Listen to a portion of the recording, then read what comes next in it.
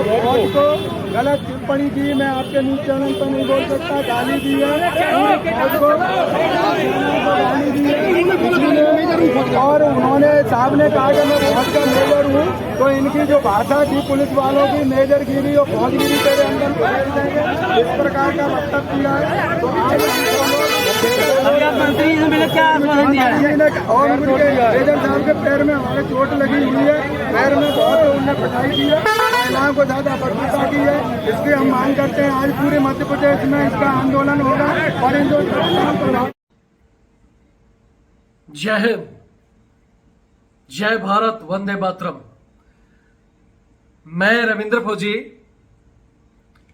जैसा कि मैंने सुबह वीडियो डाला था कि हमारे एक सेना के ऑन ड्यूटी सर्विंग मेजर साहब को ग्वालियर में पुलिस द्वारा मारपीट किया गया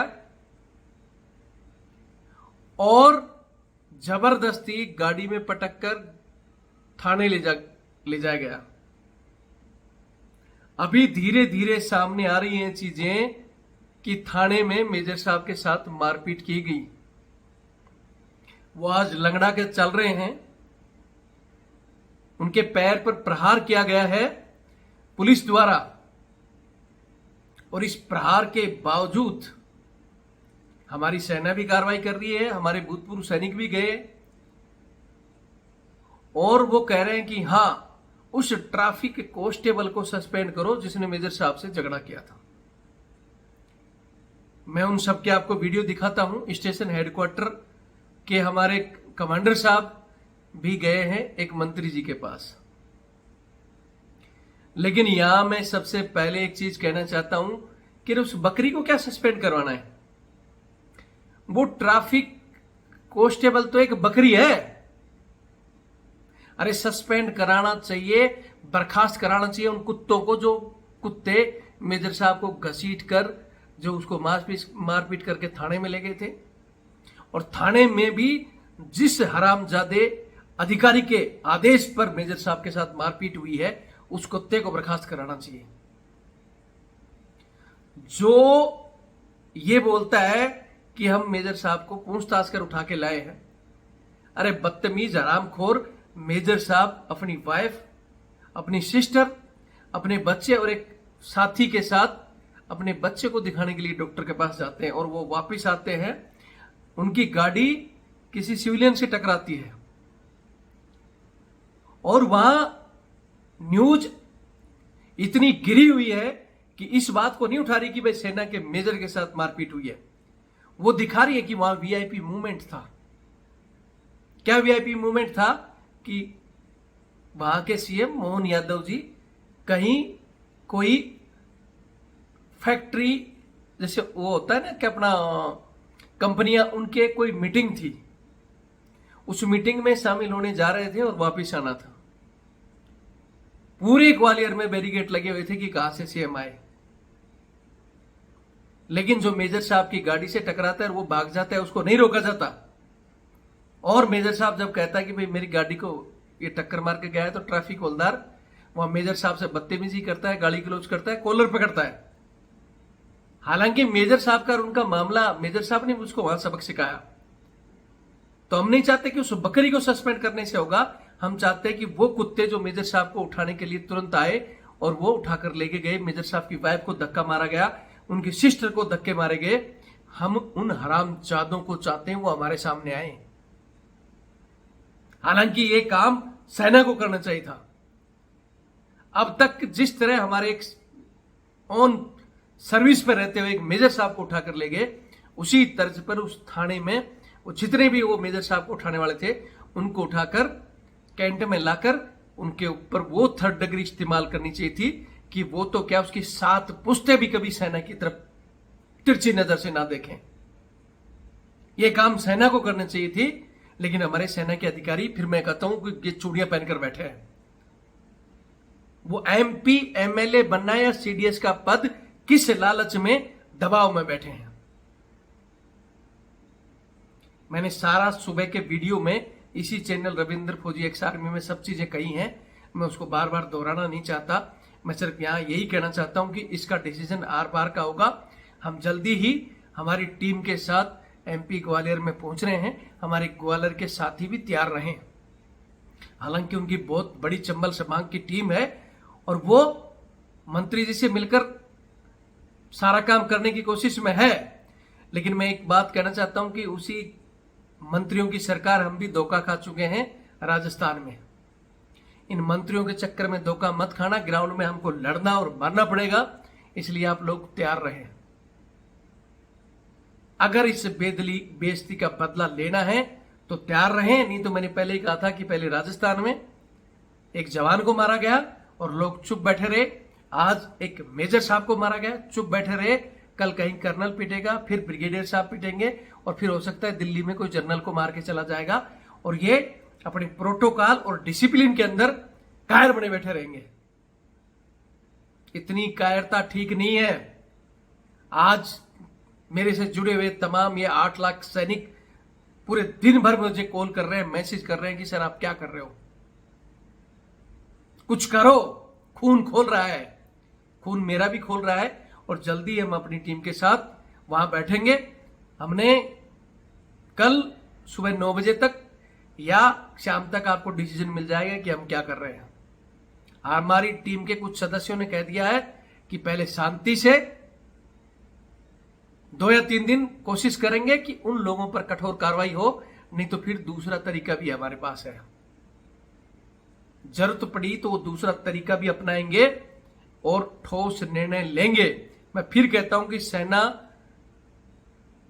जिसके पास पावर है और वो अपने स्तर पर अगर डिसीजन लेती है, इन कुत्तों का मुंह तोड़ जवाब देती है, तो हमें बीच में आने की जरूरत नहीं है। अगर आप लोग यही चाहते हो कि हम बीच में आकर अपने तरीके से हस्तक्षेप करें और इन कुत्तों को सबक सिखाएं, तो फिर कानून तोड़ना पड़े या जो भी करना पड़े, हमें जेल जाना पड़े या साला फांसी पे चढ़ना पड़े, लेकिन सेना की इज्जत के लिए हम लड़ेंगे और मरेंगे। मेरे से कॉल करने वाले जितने भी हमारे साथी हैं, मैं जल्दी आपको डिसीजन दे दूंगा, लेकिन मैं एक चीज कहना चाहता हूं कि मैंने एक ही चीज कही थी कि मुझे वो आदमी चाहिए जो इससे मेरी टीम में शामिल होना चाहते हैं, घातक टीम में, कि सर जो आप डिसीजन लोगे, लड़ना और मरना या क्या करना है, हम आपके साथ हैं। तो वो आदमी, मैंने नंबर भी दिया था कि आप मुझे सिर्फ कॉल करना है, तो उसी तौर पर। लेकिन यहां लोगों ने देख लिया कि रविंद्र फौजी लड़ने और मरने वाला है, तो सर मेरी जमीन का कॉल, मेरा ये कॉल, मैंने कहा था कि जब बड़े मसले चल रहे हों तो अगर बगैर इमरजेंसी मुझे कॉल ना करें। मैंने कहा था कि मेरा चैनल है, क्रांतिकारियों का चैनल है, भेड़ बकरियां न जुड़े। मैं अगर 100 शेर है तो उन शेरों से हम जंगल में राज कर सकते हैं। भेड़ बकरियों, लाखों भेड़ बकरियों को लेकर भी हम कुछ नहीं कर सकते। जो भेड़ बकरी है दूर रहे और अपने छोटे मोटे काम को बंद करे। मुझे सिर्फ वो टीम से कि सर आप चलो और लड़ाई आर पार की लड़ेंगे, वो ये मेरा नंबर है 82 90 35 45 13। वो टीम तैयार रहे और मुझे मैसेज करे कि सर कब चंबल चलना है, कब ग्वालियर चलना है, आप बताइए, तो वही टीम मुझे कॉल और मैसेज करे। अदरवाइज दूसरा आदमी कोई भी, मैं फिर कह रहा हूं आपकी इमरजेंसी कि सर मेरी ये इमरजेंसी है, मेरे सेना के अंदर के, हमारे सेना के अंदर की जो लड़ाई है या कोई और भी लड़ाई है, उसके लिए हम लड़ेंगे। लेकिन आज जो प्रहार किया गया है, जयपुर में जवान को मारा गया, अब मेजर साहब को मारा गया, अगला नंबर तुम्हारा भी हो सकता है। इसलिए आज मैं फिर कहता हूं कि जो मेरा नंबर है 82 90 35 45 13, ये मेरा व्हाट्सएप और कॉलिंग नंबर है। जो टीम घातक टीम में लड़कर हर प्रकार से लड़ाई लड़ना चाहती है, वो मुझे सिर्फ कॉल करे और मैसेज करे। मैं मानता हूं कुछ लोगों की मजबूरी हो सकती है, कुछ लोगों की कुछ और समस्या हो सकती है, वो आदमी इस वीडियो को शेयर करे, ये चैनल से जुड़े, चैनल को मजबूत करे। और कुछ नहीं कर सकते तो मैंने जैसे सुबह भी कहा था कि तन मन धन से हमारी मदद करो, बाकी हमें जैसे भी कैसे भी करना होता वो हम करेंगे। लेकिन वही मैंने पहले भी कहा था कि वही 10-20 लोग हैं बेचारे घूम फिर के वही मदद करते हैं। वीडियो लाखों के पास जाता है, आगे बढ़ो, ये कर देंगे, फलाना करते, लेकिन तुम खुद कुछ नहीं करते और इसीलिए फिर पिटोगे। अगर कुछ करना है तो मैं फिर कहता हूं जुड़ो और चलने के लिए मुझे नंबर दो कि हाँ मैं चल रहा हूं, तो जल्दी तैयार रहो। हम 1 या 2 दिन में चंबल पहुंच रहे हैं और फिर भी कोई चंबल नहीं पहुंच सकता, लेकिन हमारे तन मन धन से साथ है तो यही नंबर मेरा 8290354513 मेरा फोन पे और पेटीएम से जुड़ा हुआ है। गूगल पे मेरा बंद है। ये गूगल पे के लिए अगर आप ये बार कोड जो आप देख रहे हो, इस बार कोड के माध्यम से आप गूगल पे से ट्रांसफर कर सकते हो। हमें मजबूत करो। अगर आप हमें मजबूत करोगे तो इन कुत्तों को सबक सिखाना हमारा काम है, चाहे हम कैसे भी सिखाए। और झूठे जयकारे देते रहोगे, ना ग्राउंड में पहुंच सकते, ना हमारी मदद कर सकते हो, तो फिर दूर रहो। इंतजार करो कि अगला नंबर आपका हो। हमारा खून खोल रहा है सुबह से। हमारी वहां जो ग्वालियर की टीम है, ठीक है, अच्छा काम किया, मंत्री से मिल लिए, हाईलाइट कर लिए, लेकिन हमारी सेना ने क्या किया? सबसे बड़ा दुख इस चीज का होता है कि सेना ने क्या किया। ऐसे किसी भी काम के लिए सेना पहले जो ठोस निर्णय लेती थी, वो सेना चुप क्यों है?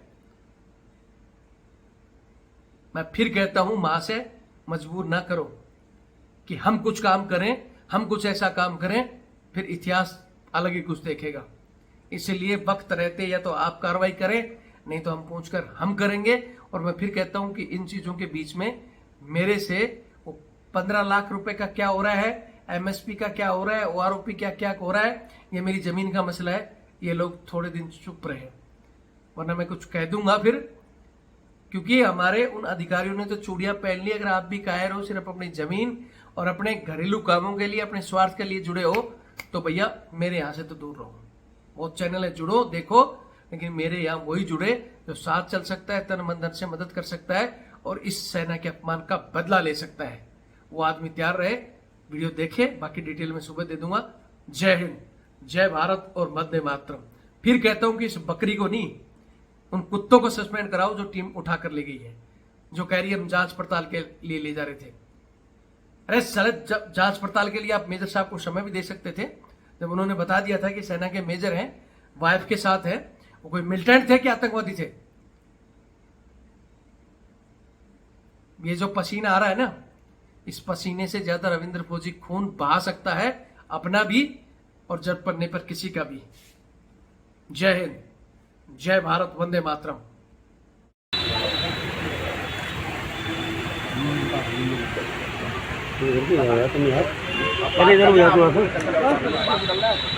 इधर हो जाएगा।